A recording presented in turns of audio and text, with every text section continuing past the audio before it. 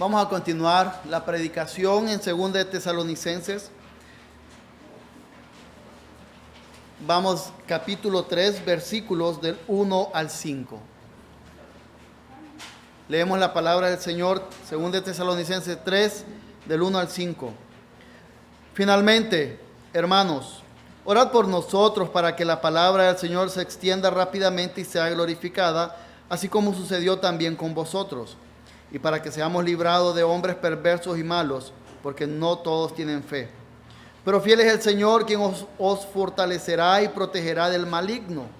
Y tenemos confianza en el Señor respecto de vosotros, de que hacéis y haréis lo que ordenamos. Que el Señor dirija vuestros corazones hacia el amor de Dios y hacia la perseverancia de Cristo. Oremos. Señor, en tu misericordia y bondad permites que terminemos este día recibiendo la predicación de tu palabra. Y pedimos que cada uno de nuestros corazones, oídos y todos nuestros seres estén atentos, de modo que la palabra que recibamos transforme nuestro día a día. Señor, no tengas en cuenta la pecaminosidad de mi corazón, de mi lengua, de mi mente, sino que sea tu Espíritu Santo el que, a pesar de mí, pueda edificar a tu pueblo para tu gloria y el deleite de cada uno de nosotros en ti. En el nombre de Jesús. Amén.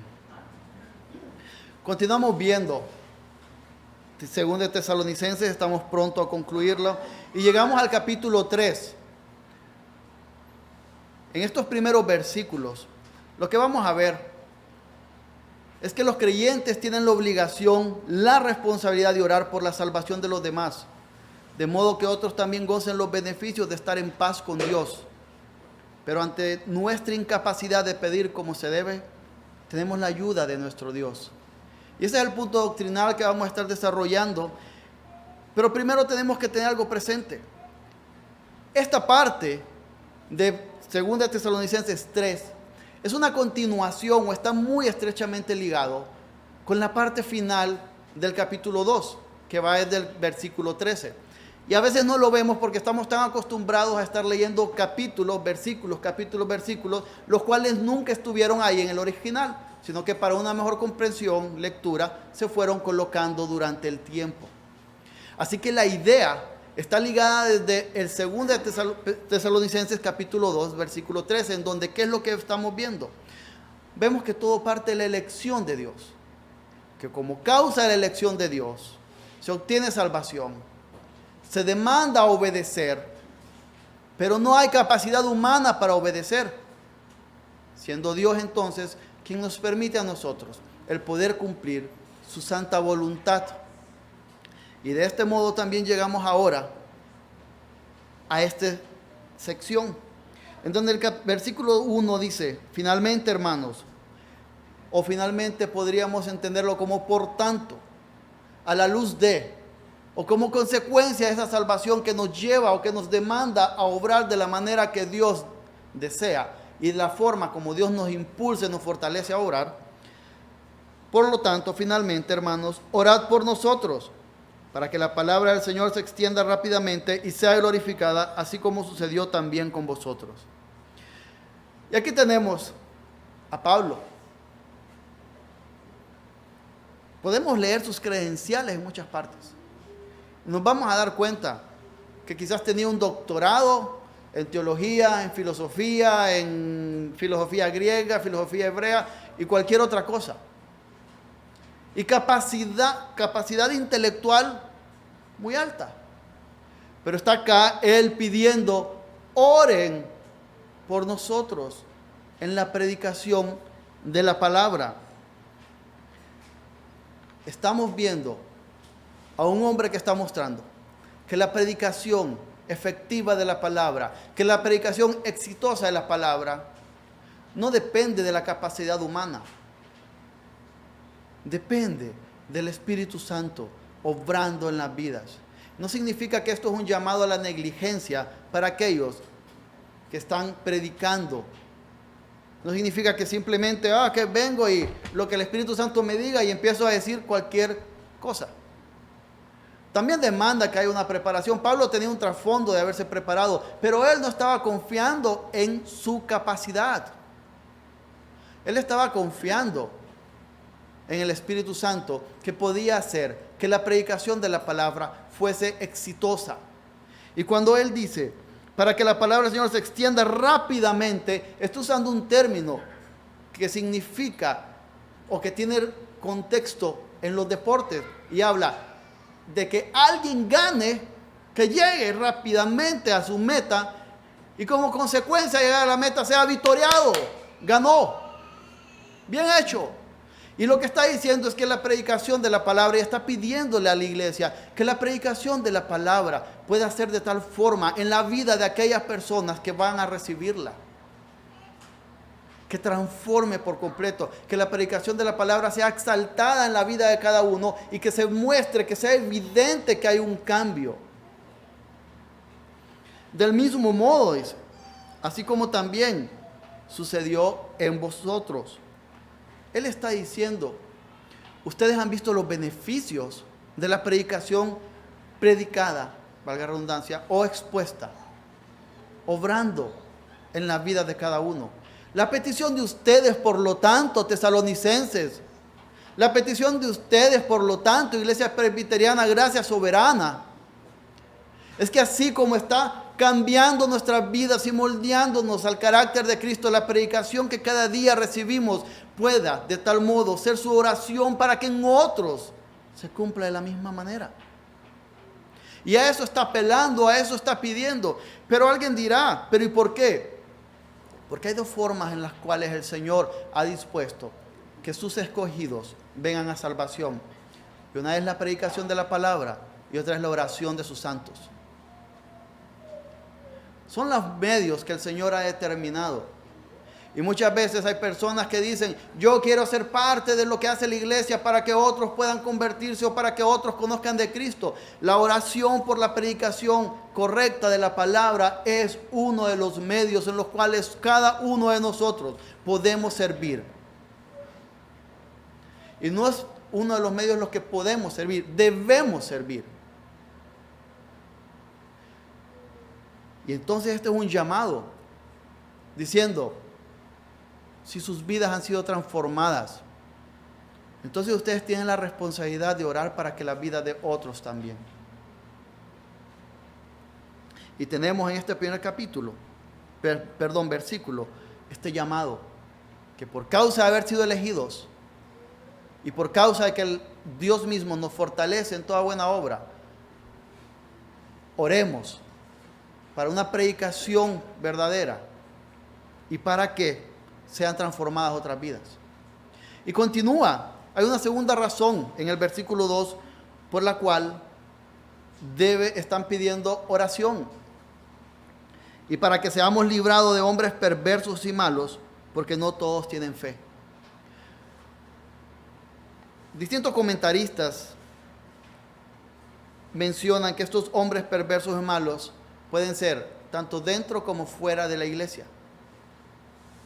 Algunos que no tengan fe y que son enemigos de la cruz, desde afuera o desde adentro. Y a veces desde afuera es fácil identificar, es fácil ver a aquellos enemigos de la cruz, personas que abiertamente hablan en contra de lo que el Señor ha mandado. Hablan de que lo importante es solo ámense, amados unos a otros y ya. Entonces es fácil verlos desde afuera. Pero muchas veces, incluso dentro de la iglesia, podemos encontrar personas que son contrarias. Esto lo podemos ver desde el primer siglo, cuando ha sido necesario que hayan distintos concilios de la iglesia primitiva para aclarar la deidad de Cristo, del Espíritu Santo y otros temas. A veces dentro de la congregación podemos llegar a encontrar hombres. Aquí, como sabemos, nuestro español, el plural masculino implica todos, no solo a los masculinos. Entonces, hombres y mujeres pueden llegar a ser contrarios incluso dentro de la iglesia. Podemos ver cómo Pablo también habla en otras cartas, cómo muchos son contrarios a él, que muchos quieren ser los primeros en la iglesia. que muchos quieren mostrarse ellos y no Cristo. Y muchos de esos pueden ser incluso sus pastores. Y por eso está pidiendo que oren para que haya una transformación en las personas de tal modo que apoyen al Evangelio y que no sean contrarios a este. Y a veces nosotros mismos, cada uno, podemos estar en esa postura, en esa posición de ser uno de estos hombres malos,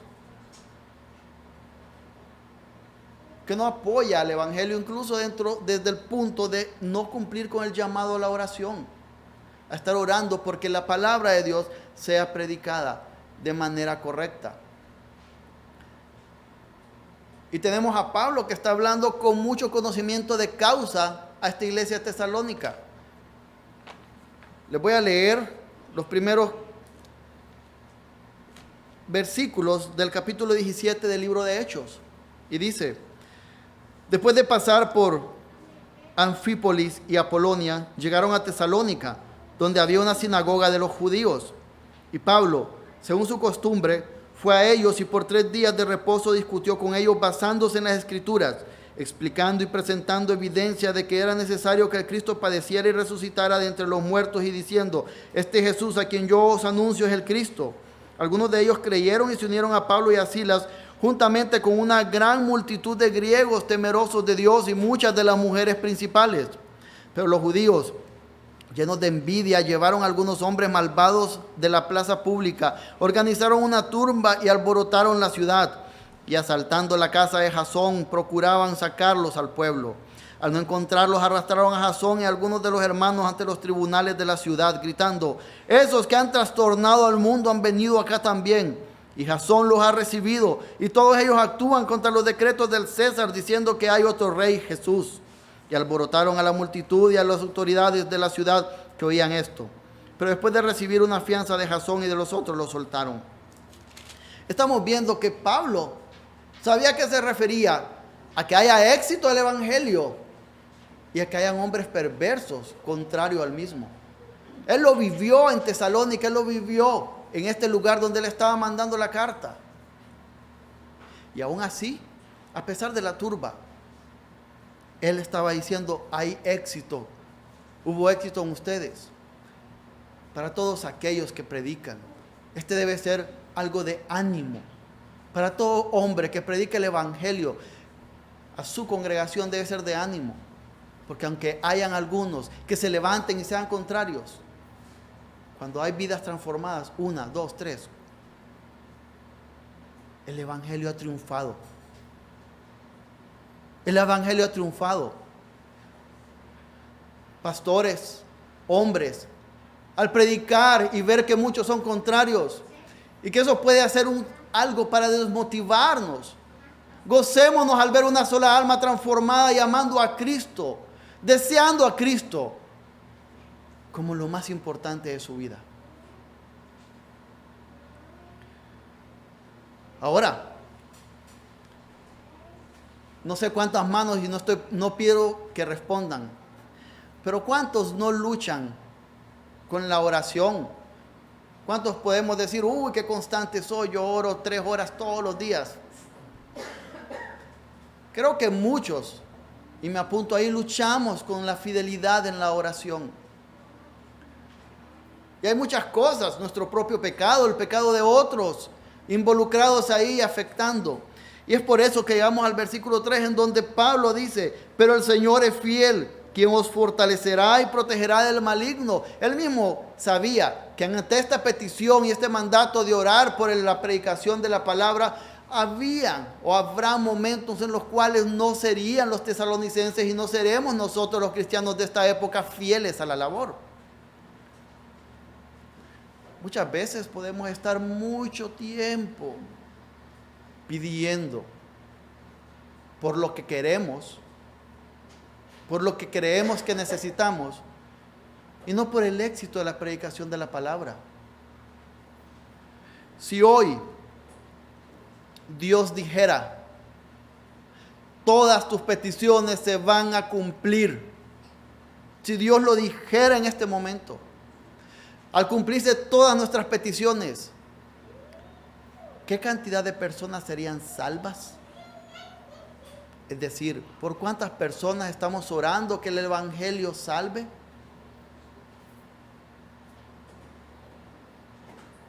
Y seguro, en nuestro corazón hay muchos nombres, pero falta muchas veces la constancia para orar por el éxito del Evangelio en la vida de estas personas. Y Pablo está diciendo, pero el Señor es fiel. En esos momentos cuando no hay la habilidad o el deseo para orar, la fidelidad del Señor es lo que sostiene. Y llegar a Él y decir, Señor, hoy ni siquiera sé cómo orar porque el Evangelio transforme las vidas de algunos. Muéstramelo. Ayúdame. Porque no sé cómo hacerlo. Y como consecuencia, dice Pablo, tenemos la confianza en el Señor, versículo 4, respecto de vosotros, de que hacéis y haréis lo que os ordenamos. Pablo estaba seguro y estaba confiado que el Señor fortalecería a los tesalonicenses. Y tenemos que estar seguros y confiados que el Señor nos fortalecerá. Pastores, que el Señor fortalecerá a nuestra congregación para que ore porque nuestra predicación transforme vidas, transforme corazones. Y el nombre de Cristo sea exaltado como ese que logra la carrera y es victoriado por todos.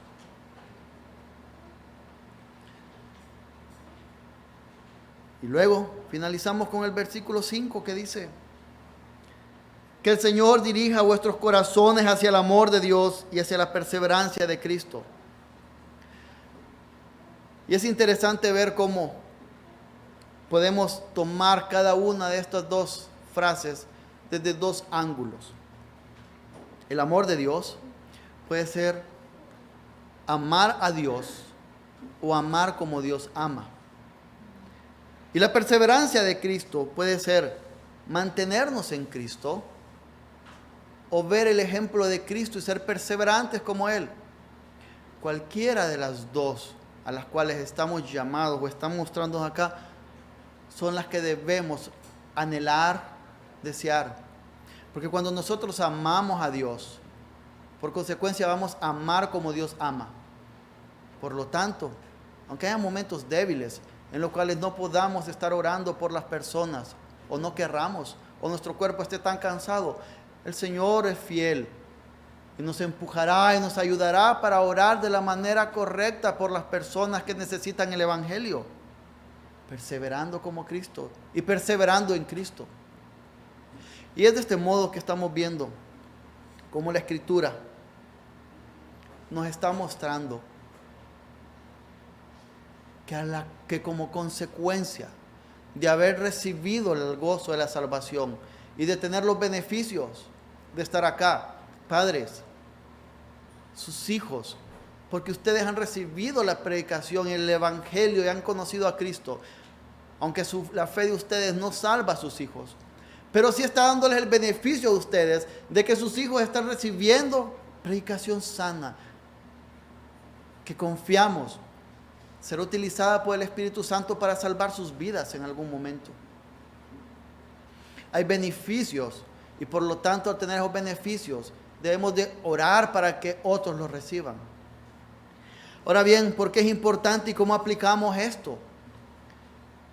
Lo podemos aplicar desde dos puntos o a dos grupos de personas. Primero, a los no creyentes. Si alguno de ustedes está aquí y no ha conocido a Cristo y quiere vivir aún deleitándose en sus pecados y no sabe cómo salir, cómo dejar de luchar con sus pecados, hay una iglesia que ora para que la predicación de la palabra que ustedes están recibiendo hoy por la mañana y todos estos días pueda convertir sus vidas. Si alguno de ustedes no creyentes, está luchando, hay oraciones de los santos para que la predicación transforme sus corazones y les muestre a Cristo. Ahora hay otro grupo a quien le aplica. Si usted es creyente, si usted ha conocido a Cristo como Salvador, usted tiene una obligación, no es una petición, es una obligación de orar, porque la palabra sea predicada de forma correcta. Cada hombre que se para acá o en cualquier púlpito tiene luchas en su vida, tiene pecados en su corazón, cosas horribles y asquerosas, que si se abrieran a todos, sería una vergüenza y un dolor. Y también hay luchas familiares y hay dificultades. Y por eso es necesario que ustedes oren por sus pastores, que ustedes oren por aquellos que predican la palabra. Que en la preparación pueda hacerse de forma correcta. Que incluso que haya tiempo durante la semana para poder apartarse de buena forma y preparar la predicación de la palabra. Familia, también es nuestra obligación orar para que la palabra que aquí se predique sea transforme la vida de todos los que escuchamos. Yo conversaba con Aarón esta semana y hablábamos de un pastor en Estados Unidos llamado Ligon Duncan. Este hombre, para quien lo conoce, es el canciller de RTS, un seminario muy grande en Estados Unidos. De hecho, Aarón estudió ahí, Adán está estudiando ahí. Y es un hombre donde cualquiera diría, oh, qué eminencia. Pero él en este momento es miembro de una iglesia. Y decía, otro pastor le decía a Aarón, Ligon es el mejor miembro que podemos tener. Porque anima al pastor, anima al que predica.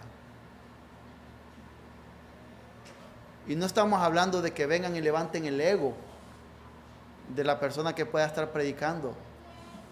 Estamos hablando de que ustedes puedan orar por la persona que predica. Y si en algún momento la predicación ha transformado su corazón o ha impactado su vida, poderlo decir.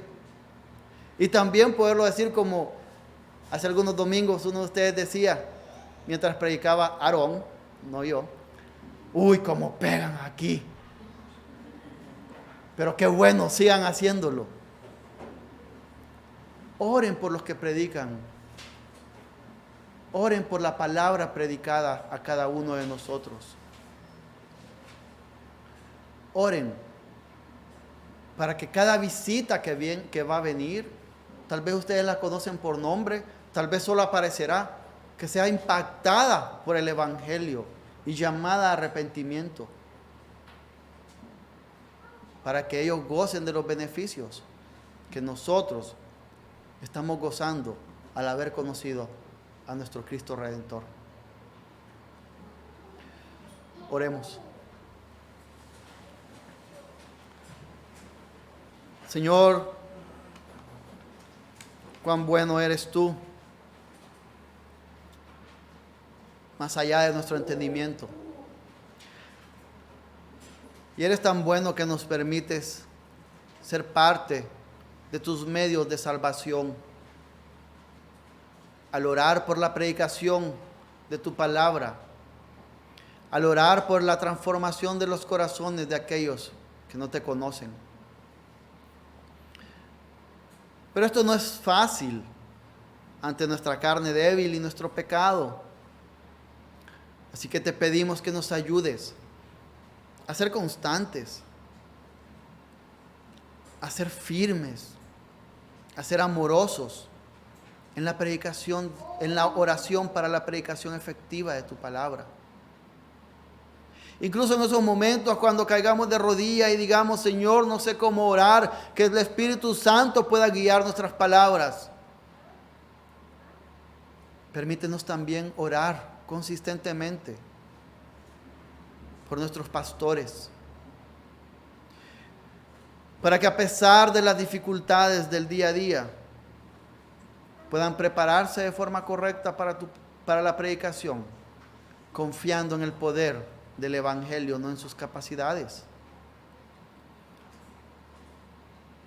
Ayúdanos a orar para que tu palabra predicada cada día también, cada día de adoración, también transforme nuestros corazones. Porque no importa cuántos años llevemos en el Evangelio o cuántos libros de teología hayamos leído, aún nos falta mucho, pero muchísimo para ser como Cristo. Y es la predicación de tu palabra la que nos muestra esta verdad. Ayúdanos a perseverar en la oración para que el Evangelio triunfe y sea victoriado por sobre todo. En el nombre de Jesús. Amén.